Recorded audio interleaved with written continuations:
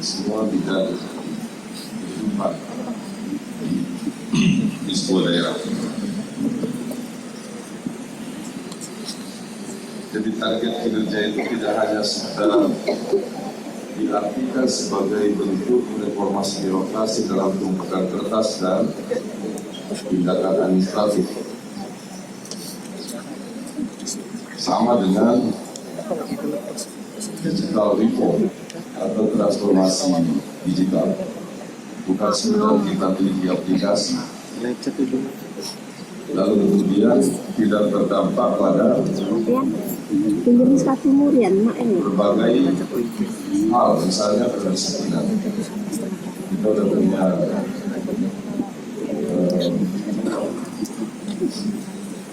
best absensi. Kemudian kita sudah punya berbagai macam instrumen elektronik yang bersifat online. Tapi kalau semua itu hadir sekedar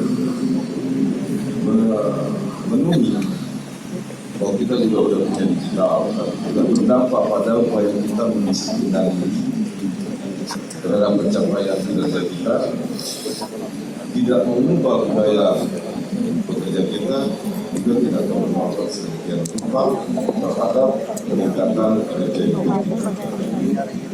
Saya contoh, minggu kemarin saya masih mendapati kepala OPD meminta tanda sasaran pencapaian kinerja masih copy paste pada saat menjadi dinas lain. Oke, jadi sasaran kinerja bertumbuh pada staf. Sebenarnya ini adalah hal yang sudah jadi kebiasaan dalam tanda kutip, bahwa pembuatan sasaran kinerja pegawai SKP, kalau nyebutnya di instansi itu SKP ya, SKP itu nggak lepas dari yang mengerjakan dalam satu satuan kerja itu paling hanya beberapa persen yang paham dan yang tahu bikin SKP gitu loh. Jadi kalau di bahasa swasta atau di bahasa BUMN itu ada namanya KPI atau Key Performance Index. Jadi kita sederhanakan penilaian kinerja atau KPI ya kalau di swasta.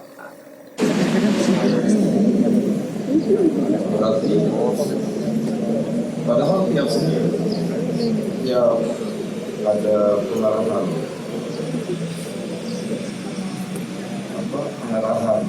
terhadap pegawai. Dan jangan andalkan anak buah, kita juga semua harus bekerja. Saya paham betul bahwa dan ini udah dilisan di habis internasional. Ini namanya lalu ada sebagian yang kemudian bertambah tingkat kemalasannya. Jadi buat sasaran kinerja saja, perjanjian kinerja bertumbuh pada staf. SKP ini kan sebenarnya dalam 3 tahun terakhir SKP itu banyak berubah format ya, dari yang sebelumnya format gini terus berubah jadi format gini. Nah itu formatnya banyak berubah Pak, terutama dari Pan RB itu ngeluarin perubahan format tuh dalam 2 tahun ini sampai 3 tahun ini sampai 2 kali format kalau nggak salah. Akan tetapi perubahan format ini banyak banyak di satuan kerja yang tidak mengikuti perubahan itu, yang karena bagi staf-staf lain merasa oh itu SKP itu rasanya bagian kepegawaian gitu kan, padahal SKP itu secara staf PNS itu adalah tanggung jawab masing-masing. Bahkan staf PNS in passing atau yang disetarakan sebagai jabatan fungsional itu tanggung jawabnya sendiri, bukan tanggung jawab staf honorer atau tanggung jawab staf non-staf sesama staf PNS gitu. Akhirnya setelah saya lihat itu copy paste dari ketika dia menjadi salah satu kepala dinas di dinas yang lain. Ini kan memalukan. Dan Mungkin orangnya biasa-biasa saja. Kalau itu dianggap tidak sebagai sebuah hal yang apa, ya kalau kita jadi kepala dinas, lalu OTT kayak gitu kan, OTT copy paste untuk ukuran kinerja saja yang 5-6 lembar itu masih copy paste dari ketika dia menjadi kepala dinas. Dan sampai hari ini ternyata masih berlangsung. Ya apa susahnya sih kepala dinas belajar nanti? Sebenarnya nggak biasa-biasa Pak. Ini Bapak singgung nih, orang yang dimaksud tuh kakinya ngitir Pak. Tapi ya kalau misalnya orang tersebut tahun depan pensiun sih ya bodo amat ya. Gitu. Coba nanti Bapak cek deh bener, cek nilai SKP-nya sampai kepala bidang yang aktif, yang masa kerjanya masih 3 tahun, 4 tahun lagi, cek SKP mundurnya. Itu padahal kalau SKP yang format terbaru itu antara eselon 2 dan yang menilai, maksudnya eselon 2 menilai kabid itu berhak untuk menulis catatan gitu. Tapi hampir seluruh SKP di instansi pemerintah daerah tanpa nyebut daerahnya, sebagian besar catatan itu tidak pernah ditulis karena mereka berpikir bahwa SKP itu harus nilainya baik, sangat baik pada akhirnya menjelang pensiun. Logika berpikirnya di sana, padahal SKP itu harus dicocokkan dengan realitas kerja. Dia bisa apa, dia ngapain aja selama 1 semester, karena sekarang SKP-nya per semester. Kemudian ada catatan. Nah, eselon 2 sendiri tidak pernah meluangkan waktu untuk membuat catatan masing-masing kepala bidangnya, dan kepala bidangnya tidak pernah meluangkan waktu untuk ngasih catatan kepada stafnya. Kuncinya di situ sih. Jadi eselon 2 itu harus meluangkan waktu buat ngasih catatan masing-masing staf. Itu.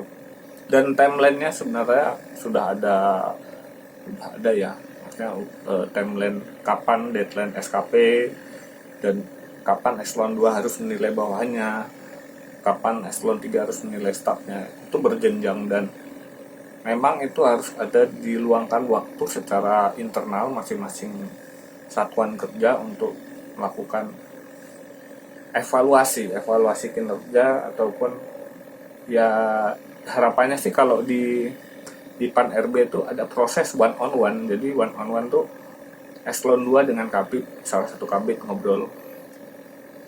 Oke, aku kasih catatan, menurutku nilaimu nggak segini di SKP. Aku merasa nilaimu tuh cuma segini nih. Oh, kamu kebanyakan perjalanan dinas, jadi nilai SKP-mu tuh cuma segini. Jadi beda penilaian antara serapan anggaran sama kinerja tuh dua hal yang berbeda. Itu yang harus dipahami. Bagaimana pejabat itu mampu mencerna, terus mendelegasikan dan membriefing bawahannya. Kalau nggak mau belajar nanti, itu kan kerja staf.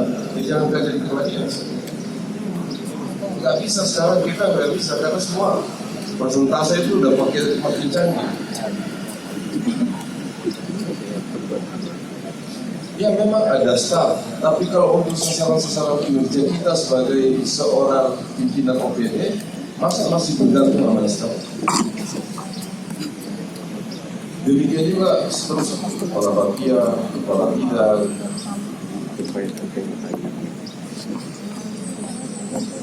Kemudian budaya bekerja kita itu, tapi saya selaku pimpinan juga harus bersabar. Rata-rata kepala dinas yang datang ke ruangan saya cuma 2. 1, minta izin perjalanan dinas. Yang kedua, minta penambahan anggaran. Nggak ada yang datang sparring ide dengan saya. Pak, paling saya punya ide gini, saya akan wujudkan gini manfaatnya, ini impactnya pada saya. Pokoknya datang ke ruangan saya cuma rata-rata 2. Kalau enggak anggarannya merasa dikurangi, lalu datang ke wali kota. Yang kedua, berjalan dinas. Paling malas lihat kepala dinas yang model begini, datang ke ruangan saya, mengganggu waktu saya hanya untuk urusan yang nggak berubah-ubah. Saya men-challenge para pimpinan OPD atau bahkan kepala bagian, kepala bidang untuk punya ide gagasan yang hebat, walaupun sederhana tapi bermanfaat. Padahal ini sudah hampir, sudah 2024 pemilu lagi. Jadi birokratik inform itu sebahagian di kita masih menjadi lip service, tapi budaya kerja kita nggak berubah-ubah. Apalagi usulan APBD itu, mayoritas itu masih copy paste dari tahun ke tahun, hanya paling nambah volumenya, nambah 1-2 program. Kalau kemarin ada seminar di tahun lalu 3 kali, di tahun ini diusulkan 4 kali. Saya belum bicara tentang muatan perjalanan dinasnya. Bapak 2024 udah break. Nah, gimana BKPSDM itu dikasih anggaran lebih buat memfasilitasi seluruh pejabat struktural Pemkot untuk dilakukan CACT. Kemudian 2024-2025 CACT, 2025 awal Bapak bikin perwali. Perwalinya apa? Perwalinya untuk bukan kedisiplinan ASN lah, tapi memberikan permit kepada orang-orang yang skor hasil CACT-nya nanti berada di zona paling bawah, katakanlah 10% terbawah, itu dikasih izin untuk pensiun dini sesuai aturan undang-undang ASN. Nah, terutama nanti ada perubahan undang-undang ASN yang baru yang nanti akan diteken akhir tahun 2023 ini. Jadi Bapak bisa untuk mengizinkan beliau-beliau yang mungkin skor CACT-nya udah di grade bawah 10-20% terbawah untuk dieliminasi secara aturan ketentuan dan tetap tidak mengabaikan haknya, gitu ya, hak pensiunnya teman-teman PNS. Kemudian ide satu lagi ini Pak, gimana eselon 3 di satuan kerja di OPD itu, orang mau mendudukan eselon 3 itu dilelang walaupun dia bukan jabatan tinggi pratama tapi orang kalau mau mendudukin jabatan eselon 3 di 2025 itu pakai proses asesmen ngelamar gitu loh, menunjukkan bahwa oh ya, aku mau ngelamar ke sini dengan catatan ya namanya namanya kepala bidang, lurah atau camat itu kan dia harus punya nilai tambah. Paling enggak mereka bikin IC sama kayak jabatan tinggi pratama gitu kan. Mereka bikin IC, kemudian mereka sudah PKP, paling nggak udah PKP wajib, kemudian mereka bikin IC, dia mau ngelamar di instansi sana sebagai kabid atau ngelamar jadi lurah gitu. Dia wajib bikin tulisan, atau misalnya mereka sudah orangnya rajin nulis, ya mereka melampirkan tulisannya terdahulu, kemudian kita kerjasama dengan kantor bahasa, karena kantor bahasa itu lembaga vertikal yang punya kompetensi dan punya stok PNS sebagai analisa linguistik atau analisa bahasa. Nah, kita minta tolong mereka, entah apapun mekanismenya, entah kerjasama, entah kita Pemkot bayarin honor ke tenaganya di kantor bahasa, pakai mekanisme itu.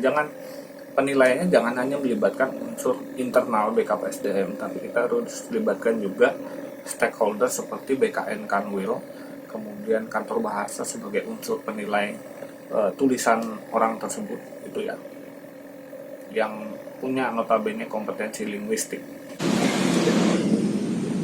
Ada ngikuti FGD yang sama tiap tahun. memang ada beberapa instansi pusat yang juga ngirim undangan ke daerah itu juga nggak jelas sama nggak jelas. Tapi contoh itu perpustakaan RI itu tiap bulan, Badan Arsip Nasional Republik Indonesia tiap bulan ngirim undangan supaya dikirim ke pustakawan kita. Pas saya baca, saya kumpulin undangan-undangan itu.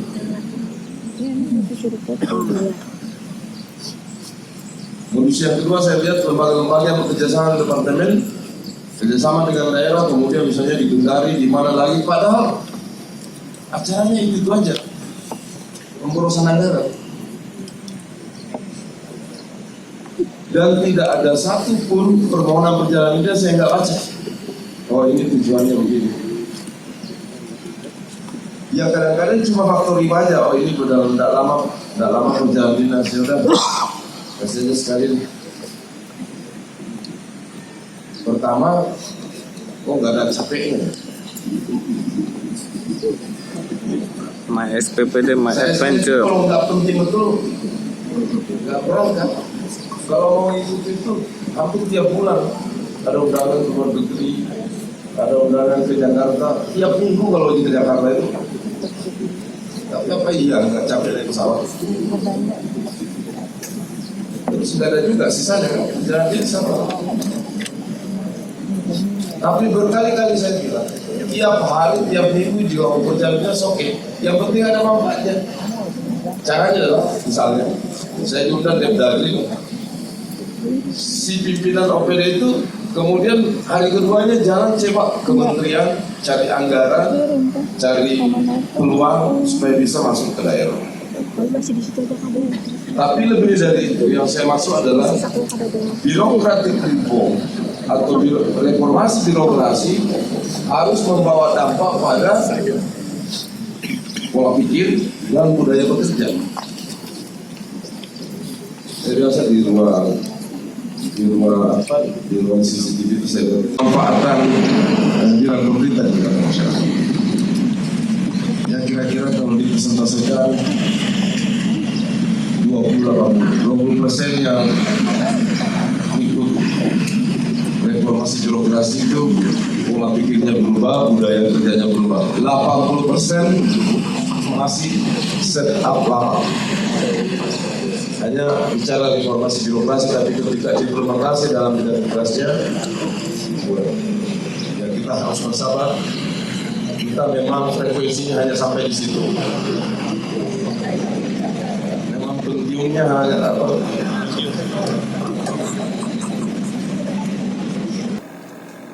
Untuk mengetahui 80% itu, Bapak tidak bisa melakukan pengecekan bersama BKPSDM saja dan bersama Ortal. Tetapi yang harus dilakukan adalah langsung segera konsultasi ke Kemenpan RB dan BKN.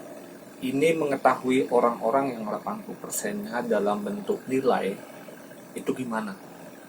Itu bisa langsung surat ke BKN, dan misalnya jika Bapak pengen mau ngobrol langsung dengan salah satu deputi itu insya Allah akan meluangkan waktu setengah jam atau sejam untuk ngobrol intens dengan Bapak, pasti akan dikasih. Dan BKN dan Pan RB akan sangat senang sekali kalau misalnya ada kepala daerah yang pengen tahu 80% yang Bapak bilang.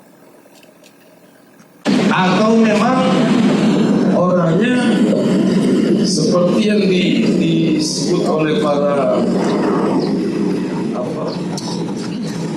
pakar, human being, a lazy organism. Ya pokoknya pikirannya mau yang sederhana aja, mau yang happy aja, mau yang tidak terlalu ribet. Mau jadi pimpinan tapi nggak mau repot bekerja. Kita itu harus malu jadi pimpinan kalau nggak mau kerja keras.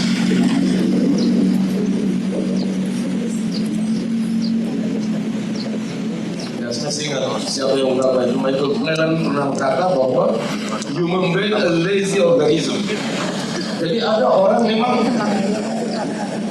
jabatannya mau, posisinya mau, tapi nggak mau kerja hebat, nggak mau menjadi pembeda. Bahkan bisa jadi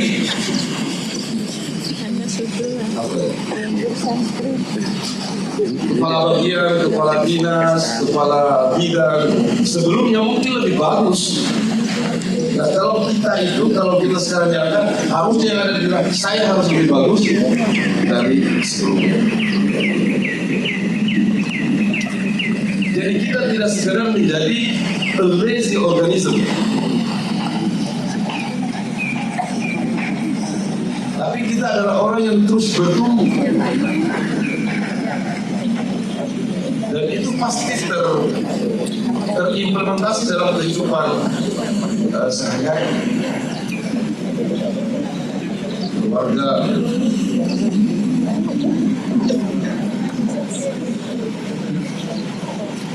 Kita harus bekerja dengan target kinerja itu tidak sekedar indah di atas kertas, tapi juga betul-betul berdampak pada. Saya kira itu teman-teman sekalian, jadi kita tidak sekedar motivasi, tapi juga terus Lagi Pak.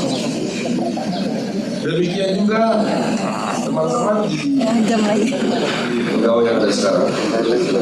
Kita selain motivasi diri, teruslah menjadi seseorang yang ingin menjadi lebih berkualitas di masa depan. Saya sudah bilang kemarin di 2 minggu yang lalu, ketika saya menjadi pimpinan APM, bahwa Tuhan sejak menciptakan pikiran dan otak ini tidak pernah di-set-up tidak netral. Jadi nggak ada di kita di sini semua yang pikiran itu bertindak netral. Tapi contoh ketika melihat komandan apel ini, mari kita coba lihat semua ke baju dia. Pasti ada yang bilang bagus, ada yang bilang kurang bagus. Karena memang ini nggak pernah di-set-up untuk berpikir netral. Oleh sebab itu kita harus biasakan positif terus. Karena positivisme terhadap pikiran dan tindakan kita itu akan berimplikasi pada kita sendiri. Saya punya saudara, mau keluarga. Saya bilang, saya di keluarga ini. Kita nggak usah melampiaskan kerja yang sekarang kita. Jadi itu apalagi kalau cowok ya, atau kalau suami atau cowok itu harus kerja keras, nggak maco cowok itu kalau nggak kerja keras.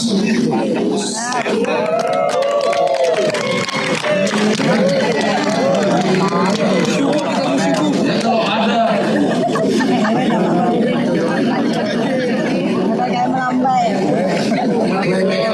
nggak suka tantangan, dia salah memilih jenis kelamin.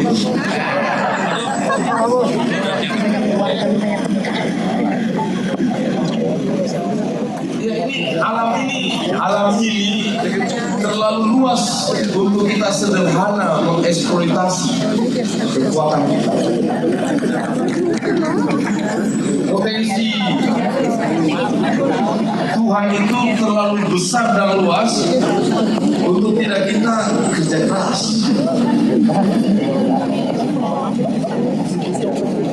Oleh sebab itu mari kita terus tidak sekedar memotivasi diri, tapi jangan pernah untuk tidak setiap saat berpikir apa besok yang saya kerjakan, apa besok yang saya kerjakan.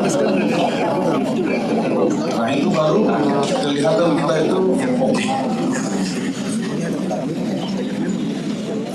Beberapa kepala dinas,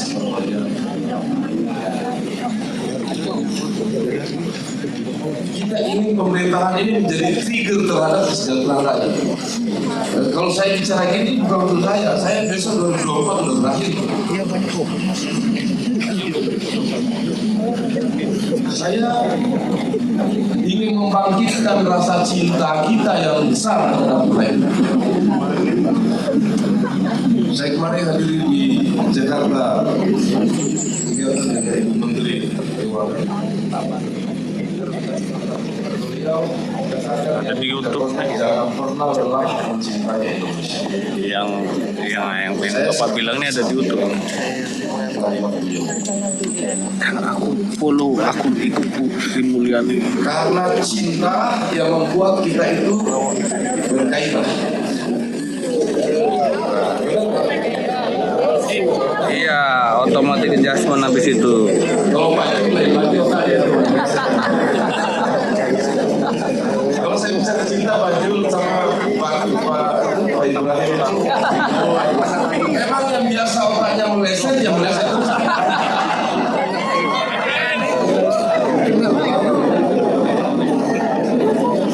Cinta yang saya maksud itu adalah ingin berbuat sesuatu yang terbaik bagi posisi kita.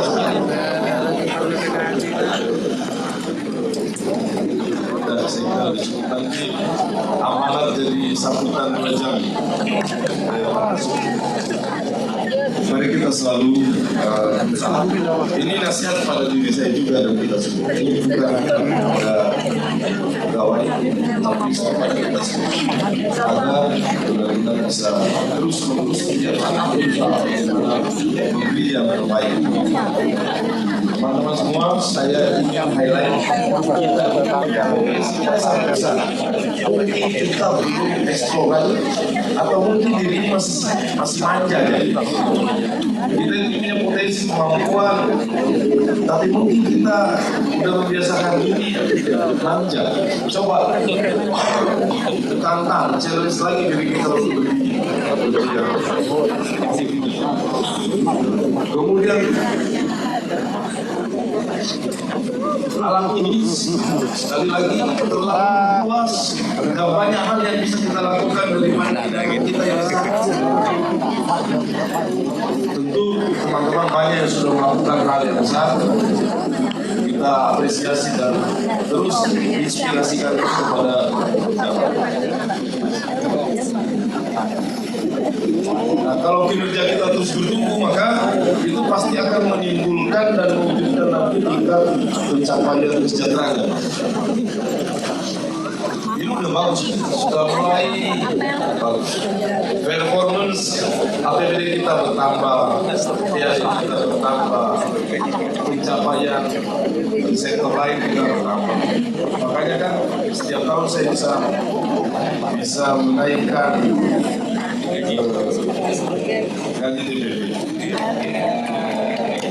Kenaikan tunjangan TPP dan kenaikan gaji non ASN itu kan ditentukan dari besarnya APBD ya.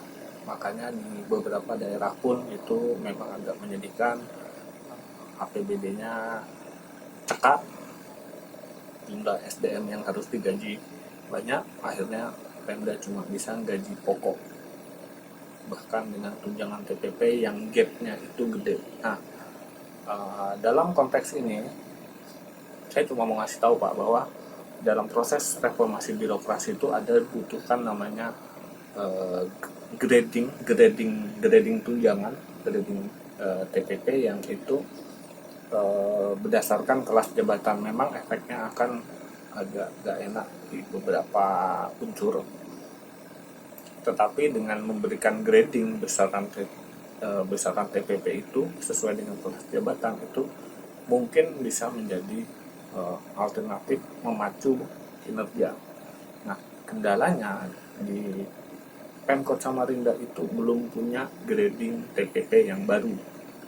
Terakhir kali grading kelas jabatan itu di Perwali 2018 atau 2019, pembagian grading kelas jabatan. Sedangkan 2018 ke 2023 itu belum ada, padahal terjadi perubahan SKPD, bentuk SKPD, perampingan, nah itu belum ada.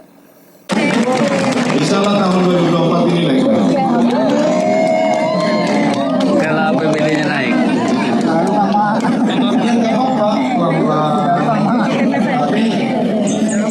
Pasti. sampai nanti saya berniat mudah-mudahan nanti yang melanjutkan pemimpinan ini juga memahami. Kita berniat minim sampai pada penghasilan yang lain.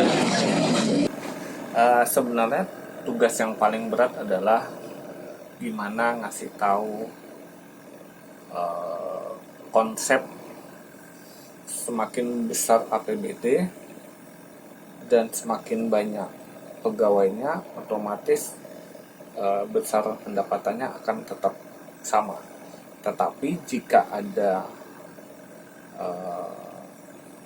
APBD-nya naik, tapi jumlah pegawainya yang dikasih makan itu berkurang secara bertahap, itu potensial untuk menaikkan besaran TPP dan menaikkan besaran gaji itu memungkinkan. Kenapa saya bilang? Karena saya sudah melihat forecast BUP-nya di Pemkot itu dalam 2 tahun, 3 tahun terakhir itu jumlah BUP PNS yang pensiun dengan yang menggantikan itu nggak sebanding gitu loh. Jadi logika berpikir saya wajar Bapak bisa menaikkan tunjangan teman-teman PNS dan menaikkan gaji ASN, gaji non ASN gitu. Tapi setidaknya tunjangan PPK jangan sampai kelewatan karena itu juga dalam satu unsur pelayanan. Ya kira-kira kalau ukurannya itu UMR lah. Minimal UMR. Amin. Saya benar-benar nggak bisa memahami. Saya prihatin tapi Bapak sekalian saya baru 2 tahun. Harusnya udah lama dikonstruksi kenaikan gaji itu secara bertahap. Harusnya sudah lama. Saya kemarin kaget waktu jadi wali kota ada pegawai honor yang gajinya hanya 1 juta lebih. Ya kan? Kalau dulu oke orang nerima karena ada harapan jadi PNS. Harusnya sudah lama dikonstruksi secara bertahap dari tahun ke tahun dinaikkan. Nah ini baru setahun 2 tahun. Dan insya Allah di APBD 2024 saya sudah beritakan Pak Ibrahim dan Pak Sekda seluruh APBD kembali naikkan di tahun depan. Saya kira itu teman-teman semua. Bagaimana sih kalau dengar gaji naik itu senang ya? Nah, ini saja yang dapat saya sampaikan. Mudah-mudahan sehat, panjang umur, selalu berada dalam poros kebaikan. Dampak baik kita di Indonesia. Serta yang terakhir mudah-mudahan kita selalu dapat lingkungan dan keselamatan yang Allah SWT. Assalamualaikum warahmatullahi wabarakatuh.